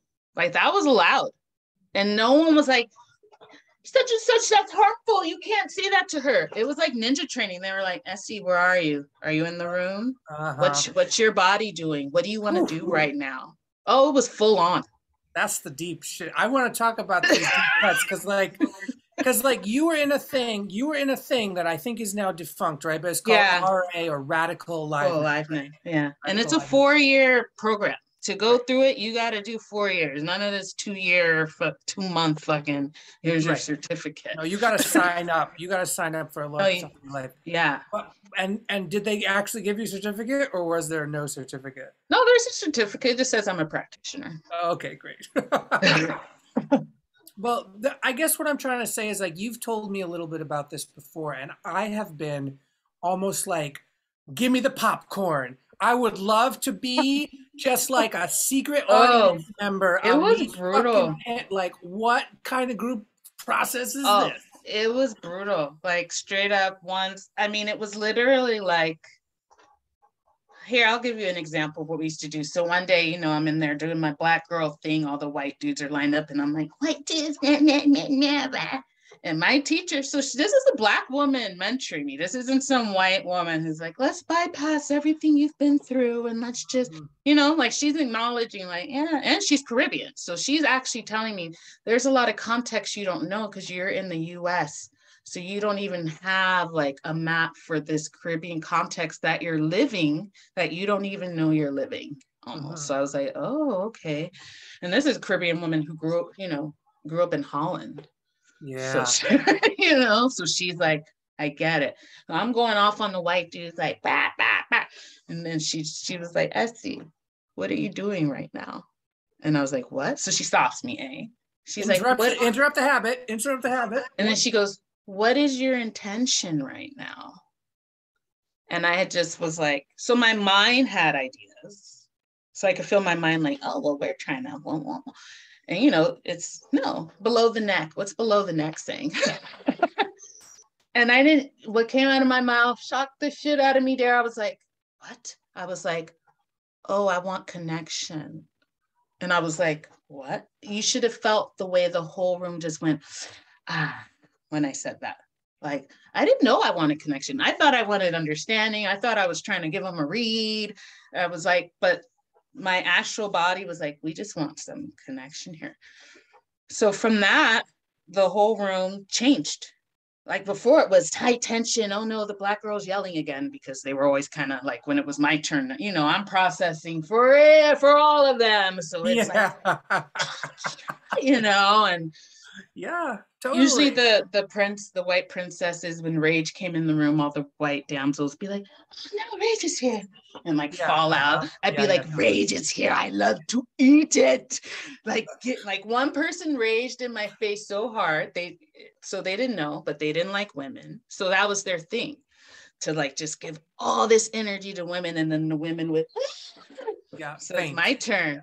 And they paused. I was like, give it to me. It's funny. I'm a black woman, so I know there's a party who doesn't even see me as a woman. So there's that anyway. But I was like, give me the thing. And then he's like, I mean, full on crazy, like crazy. Yeah. Possessed as fuck. Yeah. And then I just smiled and I was like, I grew up with black rage. Is that the best you got? Because that ain't shit over here. And his whole thing just deflated. Oh, game over, not having fun now that you can't like bull people. So that was the room. Like you were allowed to have it, but people could call you on it. Yep. Like people could be like, actually, the way you're doing this doesn't feel clean. I don't want to do it with you, and walk away. Like everyone had agency. It wasn't like you had to just take it. One of my favorites is I had a good friend. He's so crazy. He would run around the room after Trump got elected and go, it feels so good to be white again. And once again, all the, and so I was just like, yo, what do you mean when you say that? I like legit want to know, like, what are you talking about? And he was like, you know what? No one's ever asked me. Just like fucking, he hadn't even gone to like chapter 2 of the book. No, he literally said, it's just fun to say it and watch everybody freak out. Like, he's like, I don't even know. And then, so we sat together. I was like, interesting. He's like, I feel like it's like grandpa. I was like, definitely sounds like you're like parroting grandpa for sure. And he was like, huh. After that, never said it again. Done. Right. Game over. Game over. So that's kind of the game. It was like, you can play your game here, but then you're going to see what your game's doing to other people. And it was brutal. Like when the guy was like, I wish you'd take your black shit the fuck out of here. So keep in mind, that was in year 3. So it literally took, I saw 3 years for white people to start telling the truth. In my opinion. This is real. It took about 3 years for them to tell the truth, where I was like, I'm feeling something. And they're like, not even. And I was like, No, you have stuff here. And it's not necessarily with me, but I get to represent the thing. And you should just have it because I'm totally giving you all my fucking shit to sort it out. You know what I mean? Like, and it took about 3 years for people to even get comfortable enough to offend each other. Right. If you want to call it offense. Because like I said, it wasn't like when they said that they were like, everyone, formation, you can't say that to Esty. It was literally like, yo, Esty, what do you do when that energy comes at you? Because this is a real energy in the world. Totally. So what you know? It's a real psychic skills training. And when I say psychic, I'm not trying to flatten it. I'm trying to say like everything is energetic spiritual transmission. So then when people get possessed, they're usually getting possessed by a number of spiritual energies. Mm-hmm. And most people just think, oh, that's normal. And we call it emotions and thoughts. But it's like, you're funny. It's like, no, it's like we have to get to a place where we can accurately understand what a human experience is. Mm-hmm. And the fishbowl or the petri dish or the mirror of the training of that you did in Radical Aliveness is really, if I could design like straight, like if I could just go, okay, from what I've known and what I wished I would have been given as like a person who has some kind of lineage, hold it to be like, how do you confront death without like shitting your pants, basically? Mm-hmm. Like, how do you confront death and dying and babies being born and shit that has happened, all of history? How do you confront reality without collapsing and pooping exactly yourself, basically? No, seriously, what you just said. Because that would be nice. I mean, I'm sure everyone would like to do that. Like everyone would be like, oh yeah, I'd like to be able to like just witness without freaking out. Like that'd be great. Okay, so how would you do that? Well, you would have to set up a fucking martial arts dojo that was not ableist, because it's not about backflips. It's about like, oh, someone did an action and I did a reaction to the action. And right now that's freeze frame. That's freeze frame. And you might need to go shake, you know, you might need to take a break and walk out of the room. Like that's not the problem is not doing it right. The issue is, how do we highlight what's actually going on inside the system that we call bodies, so that they don't just become habitual like slave masters? Because I see so many people on every side of the equation actually enslaved to their idea of what truth is, but it's not even truth. It's just a spirit. It's just some spirit whispering in their ear at night every day. And you're like, okay, but how, like, and so for me, it's like, you know, people have seen my work evolve where I'm trying different things to get the same message across. And I think people get confused because I started out and I called myself, what's a name I can call myself? I said, okay, animist counselor. People think that that's like, people don't understand that I'm just going, the spirits asked me to do something, and it's very sacred that they even asked me to do it. Like that's fucked up in the first place, to be like, I went my whole life thinking I had no purpose, and then finally got to this breakthrough moment and I asked the spirits and they were like, yeah, you could do this for us. And I was like, fuck, this is crazy. So, and you know, that's my own personal like heart opening moment where I'm like, oh, right, this is just relationship. And what do you do in relationship is you ask if I can do anything for you, and they say, sure, you could try to do this for us. And it's like, oh, that's deeper than having a job, actually. Oh, yeah. That's deeper than having a certificate. That's way deeper, because it's not about what you think it's about. It's about the direct relationship between you and other beings that are like, yeah, you want to be more related to us? This is the cost of relating, you know? So I got this, you know, I got this message and I sat with it and I chewed on it for almost like 2 years. And then I was like, okay, I think I have enough skill to even try to do it in this particular direction. I'll call myself an animist counselor, and I'll sort of put on this mask for a little while and see if this gets the job done, right? And then when I take that mask off, people are like, right, because you're not a good counselor or blah, blah, blah. And I'm like, no, you don't get it, because it's not about being a counselor. It's not about, it's about the relationship, and they're still asking me to do the same thing. So I'm just trying different ways to do it, because it's about the relationship. It's not about you as a customer thinking that you know who I am because I have a title that I fucking made up. You I know, like the game is so much more interesting at the level that I'm trying to play it. You know what I'm saying? Like the game think is, you're playing it. like it's really interesting down here where it's like nothing's really absolute and we make up names just to try the effect that they have in the world. We're like, oh, this is a magic spell. I'll cast this spell and see what happens. Oh, interesting. I'm like a little scientist being like, oh, I called myself this and you acted like this to me. Okay. You know? You know what I'm saying? Like, oh, Yeah. because I walked in with a suit and tie, you acted like this. Oh, isn't that fascinating? It's Mm. very interesting to me, but the point I'm really like, I'm loving the fact that like radical aliveness, like, because I don't think I would have the guts yet to do what your teacher did. That's You some know, gutsy shit. what's interesting? She came from core energetics, and actually, my mentor kind of turned the school on its head because my mentor said, "Hey, you're missing a whole group of people who are called collectivists, who this Mhm. work is not speaking to the collectivist spirit." And so, just from that, Anne Bradney then changed the whole radical aliveness way it was, where she said, we're going to actively start bringing in the systemic into the room.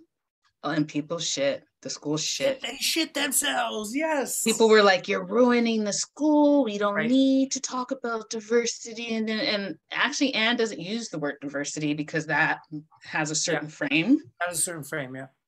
But so I literally was at the school where it was on this more core energetics, bioenergetic thing. And Like then you're an Anne, individual, and yeah, so and it's then Anne easy. had a moment of emergence with a student at the Institute who said, hey, I'm from a collectivist group and I don't feel seen in these teachings. Boom. Right. And then the school adjusted.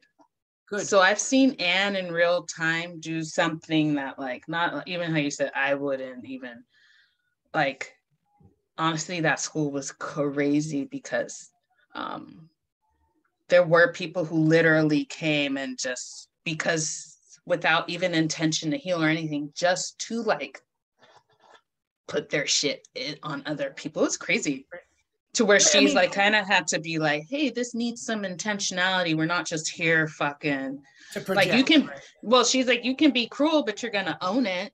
Yeah, you have to like take responsibility for your projection. Yeah, but That's you the can do difference. it, You can do it, like right? everything's Totally. allowed, but you got to own it and be responsible for it. And that school was interesting because literally every married couple who came in, they all unraveled. Like, I was like, wow, this work, Yeah. the unbecoming that happens, Yeah.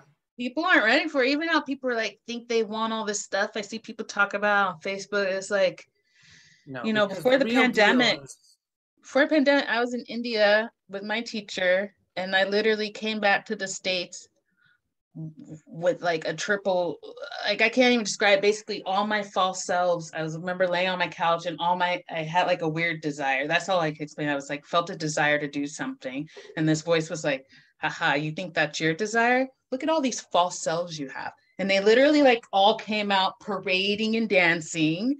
And yeah, I was like, there's so many. Oh my yeah, God. yeah, and for they were real. like, and they were like, yeah, thanks to all the prayer and mantra and everything you did, we're off to die. So literally as the pandemic was happening, people were like, I see your business. What are you doing? And I literally was like, I'm so empty.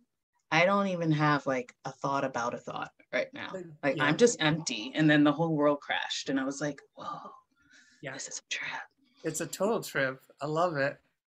I'm curious though, like, so this radical aliveness thing, I think is very similar to what me and Larissa are trying to get to, but of course our own Mm. spin on it. Because I think when humans hit upon the thing that is really about the actual thing, it tends to look kind of similar. And like, because you're like, because I've read, like when you look at like Eduardo Duran or like people that are doing like so-called psychiatric counseling or psychological counseling, but in a Native American frame for Native American people, they totally have to do the same thing. They totally have to go, oh, you're depressed alcoholic. It's because you didn't give the spirit of alcohol a real offering and you didn't like talk to your ancestors about it. Like it's a because Mm. it's collectivist, right? Like Right. when you do any kind of so-called healing work in that cult, you have to speak to the actual culture. You can't just import your individualism onto a culture. It doesn't work that way, right? But Mhm. but the point I'm trying to make is that like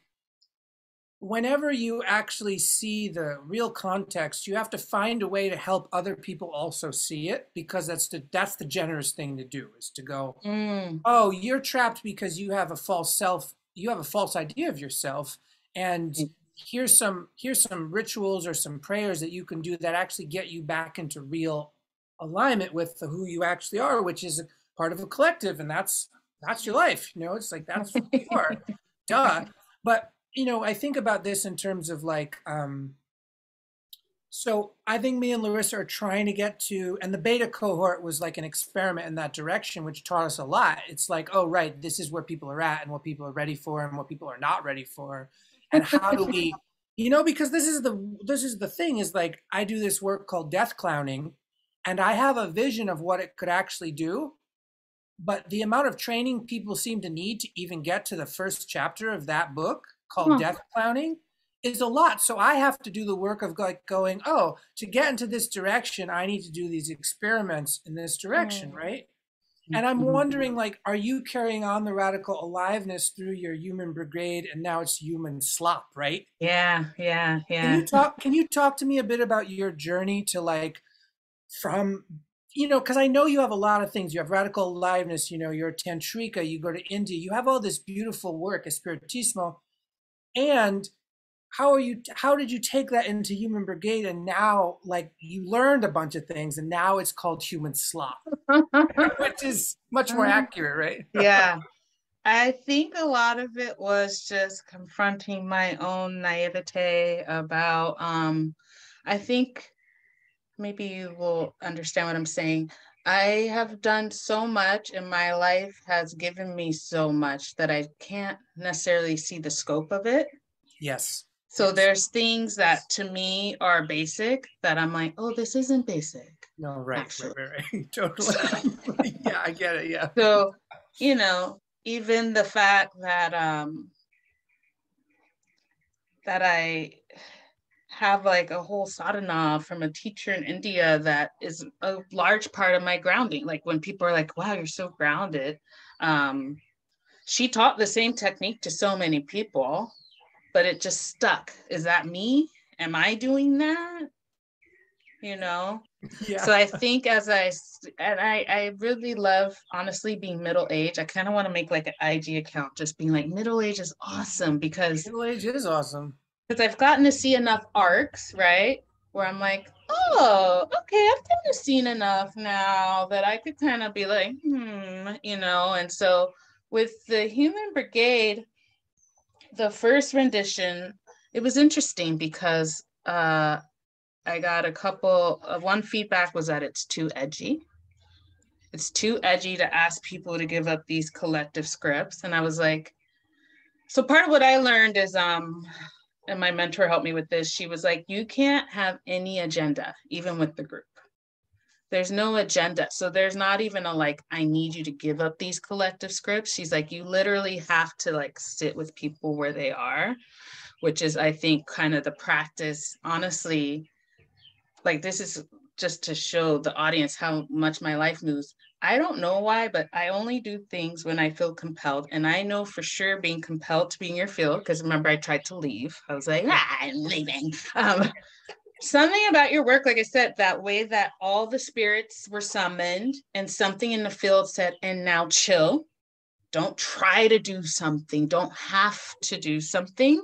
I think that is what honestly gave me the courage to do the group again, because it was like, where it went off the rails the first time is because I was being a dominator. I was trying to get on top of the thing and I needed people to really just give up these scripts and instead of just being like, oh, your game right now is that you prefer to give all your energy and power to the systems, which I understand, but like that's where you are. That's where you are. I don't need to try to like yeah, No. I think I used to spend a lot of energy trying to be like, let me pull from my field the magic talisman that will, and it's like, part of it was like, I see it took so much work for you to get here. All the plant medicine you drank, all the times you didn't do it right. And luckily you're kind of a fool where you have a life where I'm okay being a fool. Like literally people meet me sometimes and they're like, wow, you're a big fucking dork. And I'm like, yeah, totally. I am. I don't need to like, but that's all stuff I literally, you know, moving from New York and giving up ambition, moving back to LA and saying I'm going to give up the LA pretension. So I think a lot of it is what are, like I said, that unbecoming and like really realizing almost what you said. I didn't even want to do the group keeps putting itself together. It's like this thing saying you're just doing this. Yeah, totally. And I'm like, I don't want, honestly, even the first time I didn't want to, this time even announcing, I was like, I don't want to. And they're like, you got to. And so I am happy. I just took honestly a year off. It's been a year and just sat and I liked where I was drawn because I literally was like, energy, spirit, show me what I need to know next. And even it becoming slop, I realized is like, I'm going to have to be much more who I'm supposed to be this round, because the first round I tried to do customer service and like not offend and and it's like actually people are coming to you to get offended and to get their, like that is why people like you, because you ruffle their feathers and they so like serve them, you know, serve what you're serving. And I think it'll be fun this time because their first time was not any structure, it was more emergent where I was like people were showing up and I think it was too advanced. Honestly, I was like, "What's alive? Totally. Let's play with it." And people were just you need to have a lot. You need to be pretty advanced to be able to even play in that kind of like where the structure is emerging from your own awareness field. Exactly. That's what I was trying. So I learned like, oh, people want like notes and shit. So yeah, you got to do level 1, then you got to do level 2 and level 3 and. Yeah, so it's RA, even though it's defunct, the faculty, for those of us who are continuing the work, we have like I can write any of them in like within an hour. They're like, what do you need? How can we help? And to the school, I think it was interesting because it was mainly female led, whereas most somatic schools are they're male institutions. So even the way that information, so even RA, when the school was being re-envisioned, they even had us all as part of the re-envisioning to see like how can we make this more sustainable, because people were coming from all over the world. And what we discovered was like, oh, RA is kind of like a mystery school. And I feel like that way with your school a little bit too. Like it's like you got to come in with a certain level of just trust, because like everything's not going to be in this linear like part of it is like life isn't that way. Yeah, part of it's like, you know, especially with RA, it was so chaotic that sometimes people are like, what did we even learn at RA? I've gone and seen what other people are doing. I'm like, oh, we learned a shit fucking ton. It just wasn't codified the way people are used to. And so I talk to Anne all the time because I'm like, Anne's available. If there was something that was in code where you wanted to know, you know, I used to ask questions like, where's this technique from? And she'd be like, oh, this is organic inquiry. No one else would ask though. They'd just be like, we know something's happening, but it's like, yeah, what is this actually? Can you tell? And like I said, always like, oh, because Anne was just like a big brain. And she literally was just like, let me try to just download my brain into you. And so it was like it was like a chaos mystery school. I mean, people got taken out. It was hard because it was if she used to say like, this program is about for if you need the world to change. She's like, not that we're trying to like validate systems, but the more you need everything around you to change for you, the more you're yeah, totally.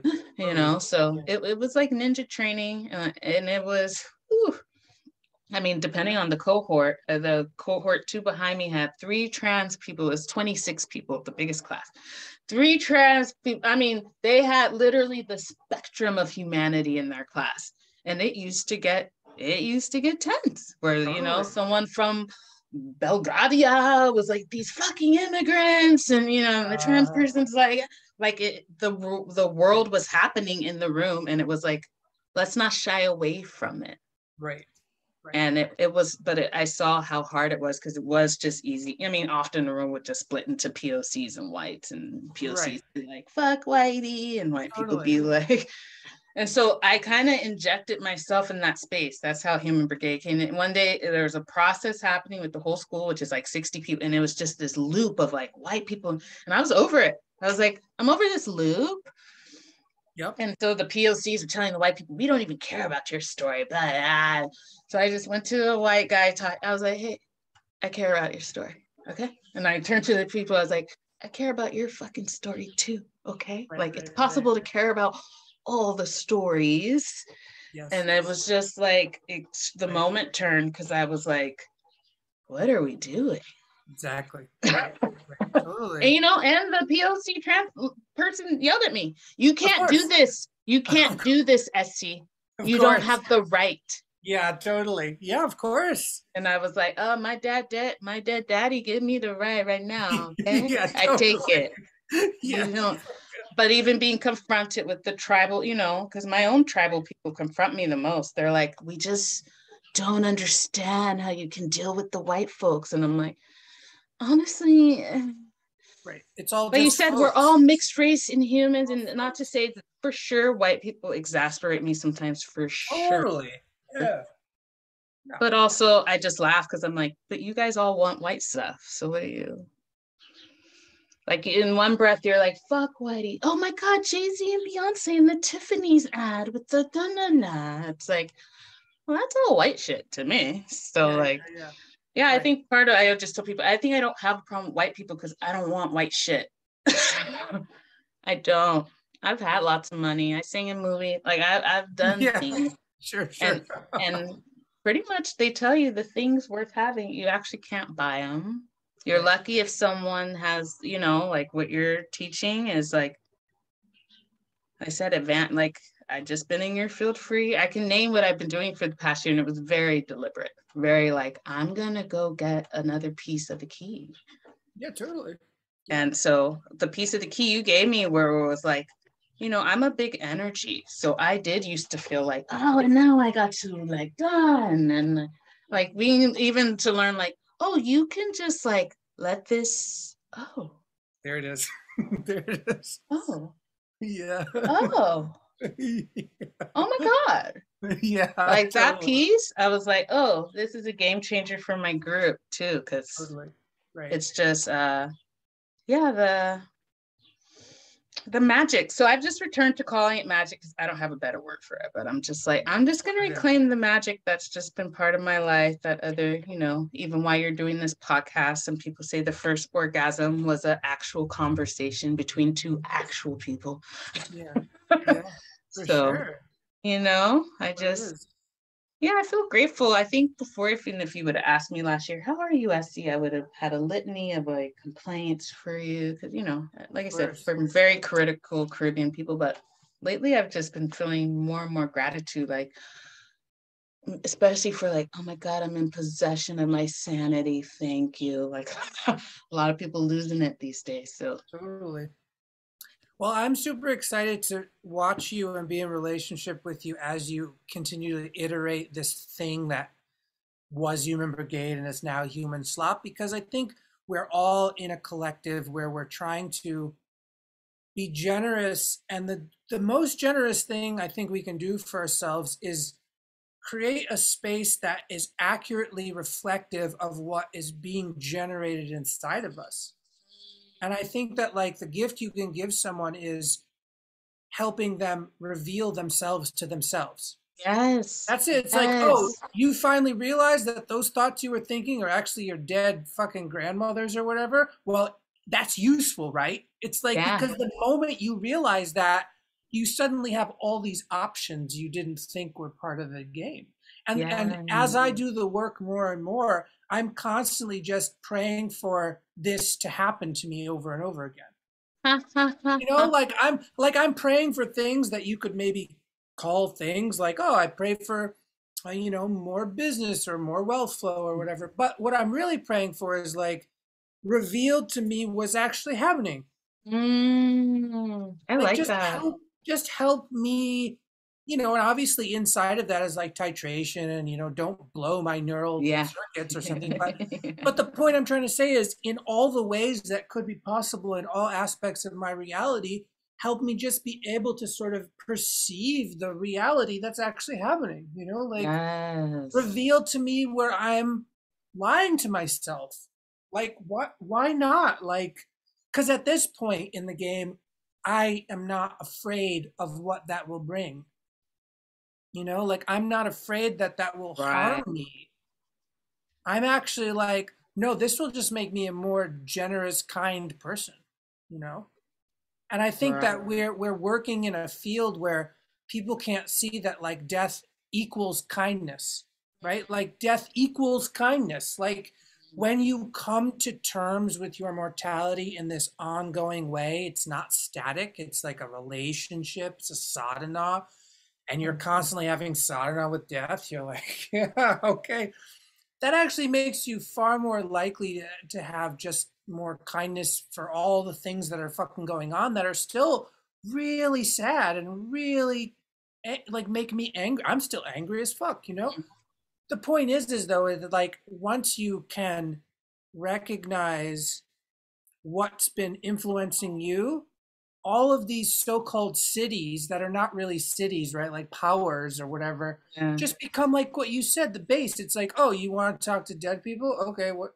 Like, duh. Like, it's not okay. So do it. Like, we're getting over this hump where some people think they can and some people think they can't, and it's like, no, you're human. This is what human beings can do. Everyone can fucking talk to the fucking dead, just like whatever. Mm-hmm.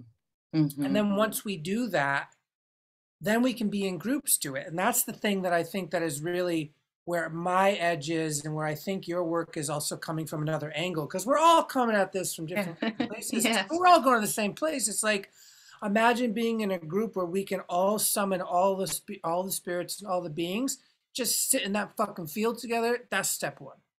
Right. And And don't like I blow said, up. Don't blow up. Don't do anything. Don't blow up. Keep it chill, but then go, oh, I need help talking to my dead person. And then everyone goes, okay, let's help. And then the field is like a lens, it can become focused. And then we can go, oh, I feel like we're becoming too focused. And then everyone goes, you're right, let's loosen it up. Right? Like it becomes like we're all playing the that's game my favorite together. part. I tell people the field's alive. Feels alive. So, like, pay attention. And even in the group, I tell people, you're all leaders. Yeah, I'm standing here but actually, you're all leaders. So if you feel an impulse and you don't take it, you cannot be upset with me because it was your impulse. Yeah. And so I try to teach, like, trust the field, trust what you're sensing. It's okay if you try something out and it's not, because, like you said, how do you even get to know without trying? Honestly, my favorite part of RA was literally seeing that field work, where it was Yes, like, if seeing you field got in a work. room with, I was with my pod for 4 years. Yeah. So, and it's not what people think. It's not like at the end of this 4 years we all like each other and we're good friends, but we know each other in a very gnarly way, where it's like we have a certain type of respect for each other, though, because we know, Yes. like, what we've just been through. But yeah, I always like when it's really going and people are in it, they're following their impulses. That person needed to scream, so they just screamed, and then that set up, like, you can literally see the energy moving in the room, like, Yeah. literally, and it's like, Right. like, you just know what to do. And like you said, when someone's like, I need help, instead of it's like, Essie's the leader, it's like, no, there are 10 minds here who all have different forms of help. So Right. I think part of what makes the group challenging is like, yeah, this isn't a passive experience. Like, you got to be here Right. You got to be in the. You got and to. be a Your hands are player. on Like, the. Your hands are on the wheel. It's just that there's 10 wheels. yeah, You yeah, know, it's and be like a player. you all have a video game controller. You know, it's Right. just all there. And like I said, it's all welcome. Like you said, if someone's like, ew, I don't like, that's up for the field. Now, is it going to go your way? I don't know. I don't know. That's the thing. I don't know. You don't get what you want just because you input a stimulus. That's Yeah, but you that's get to, but you what you get to get to. try it on. And even in my practice, people come, they're like, what's this practice? I always tell them, like, this practice is you learning to tell the truth to yourself, which is actually the hardest thing to do. Yeah. And they're like, oh, we thought I saw something on somatic experiencing, so I thought I would just come here because I'm angry and do a shake. Like that happened to me. Someone's like, I came to you for whoop whoop and you're not. And I was like, oh, but part of what I learned was, oh, good, I am creating great safety because look at you expressing. That's true. Right. Yeah, you're right. So you feel safe. Yeah. You know, and then when they came back, I just told them straight up. I said, hey, I get that this is trendy and people think this is a meme and they know how it works. I can guarantee you don't know how what below your neck wants or thinks. You think it wants to come and shake? Let's see. And then you know what that person wants? They just want to talk. They'd never been listened to. Right.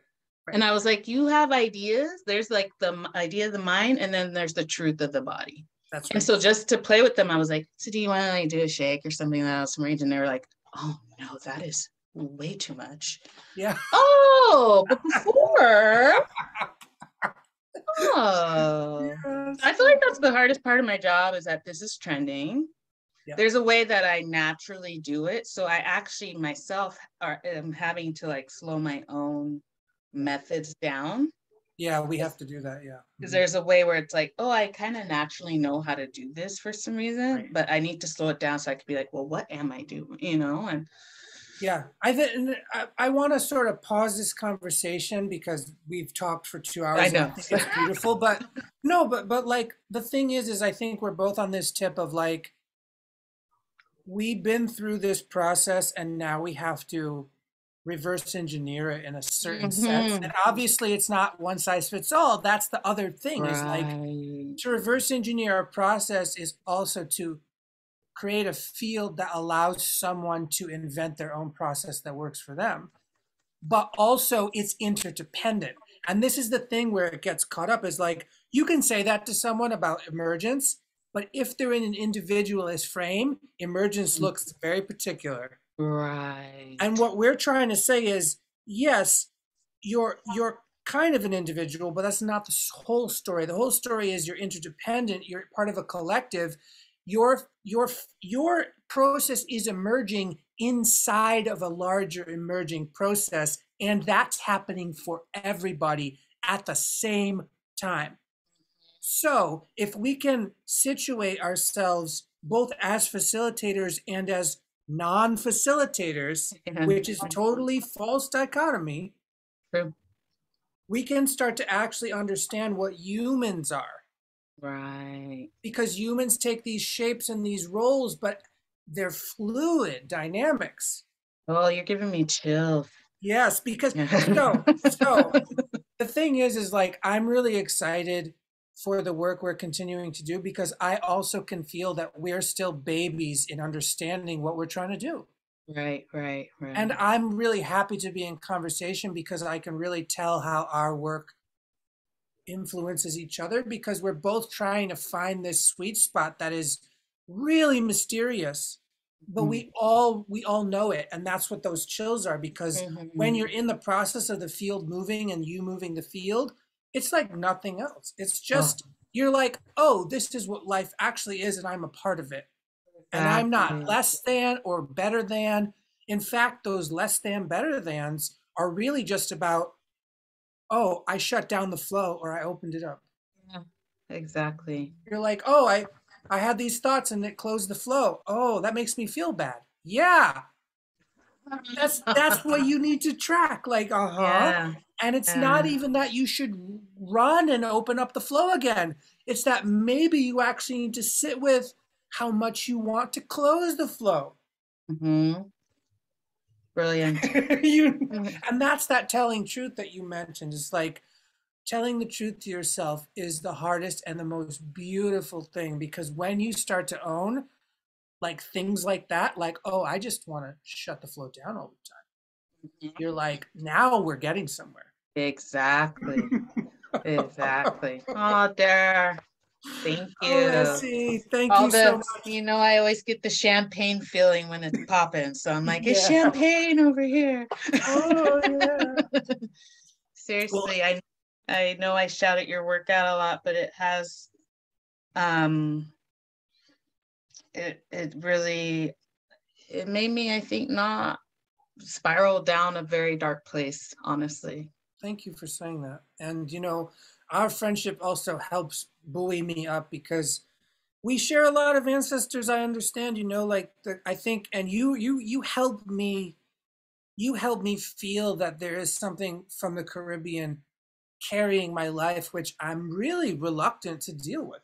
It's just it's real, and I'm starting to deal with it more, and it's fucking scary as fuck. So whatever. Yeah, no, I felt that the moment we talked, even when I was like, I'm sorry, you're running hours. Yeah. Like they told me like, oh no, even the work you're doing, I mean, I have a whole Caribbean studies course I took at Berkeley where I was like, it's a different place. It's its own paradigm, straight up. Mhm. And I barely scratched the surface on the Caribbean paradigm. Totally. So yeah. But the ocean mother, she's the, that's the Oh big. my gosh. I honestly, I think the only initiation, if I did do an initiation, I would want to, and it's very secretive, so it'd be hard to me one, but to be a Mami Wata priestess. Mhm. That's the one where I'm like, oh, but it's like, I mean, they're even seeking it out. Like they're literally like, don't even seek it out. No, right. So yeah. These fields, they move at their own larger speed. It's like trying Mhm. to it's like trying to deal with like whales in the ocean. You're like, nah, this is above my pay grade. I love it. Yeah. Like it's Yeah. above my pay grade. We're just, if it happens, we're okay. But And it's I'm real. happy you did follow through and reach out to the connect. That's all I want to know. I was like, I hope they met. So I'm happy to hear it happen. So We'll definitely talk about that privately when it's not recorded. But I just want to say now, thank you everyone for listening. This has been another epic podcast. Essie's here. We're going to put all the details in the show notes and everything. But stay tuned for all the work and all the beautiful collaborations that are coming out this year and the year after. And we just want to say thank you and blessings to all the spirits, blessings to all the ancestors, blessings to all the relations that are informing and carrying us. Thank you, Essie, for your time today. thank you, Dare. Thank you, everyone. Mm.